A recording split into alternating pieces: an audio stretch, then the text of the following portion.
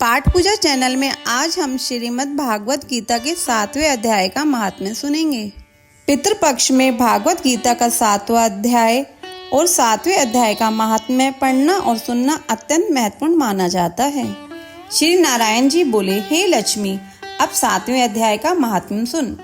एक पटेल नामक नगर था जिसमें सनकुकर्ण वैश्य रहता था। वह व्यापार करने को नगर के बाहर कहीं प्रदेश को जा रहा था। रास्ते में सनकुकर्ण को एक सर्प ने डस लिया, जिससे वह मर गया। तब उसके साथी दाह क्रिया करके आगे को सिधारे। जब लौटकर घर में आए तब उसके पुत्र ने पूछा, मेरा पिता सनकुकर्ण कहाँ है? तब उन व्यापारियों ने कहा, तेरे पिता को सर्प ने डस लिया था, सो वह मर गया और यह पदार्थ तेरे पिता का है, सो तू ले। पुत्र ने कहा, जिस सर्प ने मेरे पिता को काटा है मैं उसको मारूंगा। उन व्यापारियों से कहा, चलो वह ठोर मुझे बताओ जहाँ मेरा पिता सनकुकर्ण मरा है। व्यापारियों ने वहाँ ले जाकर खड़ा किया। देखा तो वहाँ एक वामी है, जिसे वह कुदेले से खोदने लगा। जब छेद बड़ा हुआ तो वहाँ से एक सर्प निकला। सर्प बोला, तू कौन है? मेरा घर क्यों खोदता है?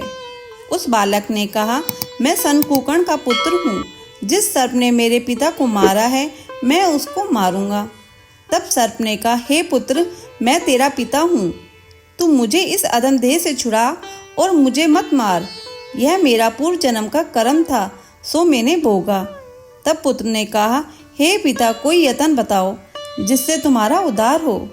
तब उस सर्प ने कहा, हे पुत्र, किसी गीता पाठी ब्राह्मण को घर में भोजन कराओ और उसकी सेवा करो, तो उसके आशीर्वाद से मेरा कल्याण होगा।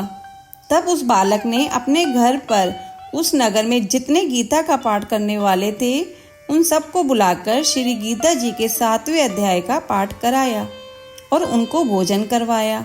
तब उन ब्राह्मणों ने आशीर्वाद दिया। तब तत्काल वह अधम देह से छूटकर देवदेही पाकर विमान पर चढ़कर आकाश मार्ग को जाता हुआ अपने पुत्र को धन्य धन्य कहता हुआ बैकुंठ धाम को प्राप्त हुआ। 7वें अध्याय का महात्म्य संपूर्ण। अगर आपको यह महात्म्य सुनना अच्छा लगा हो तो इसे लाइक करके शेयर करें। चैनल पर नए हैं तो सब्सक्राइब करें।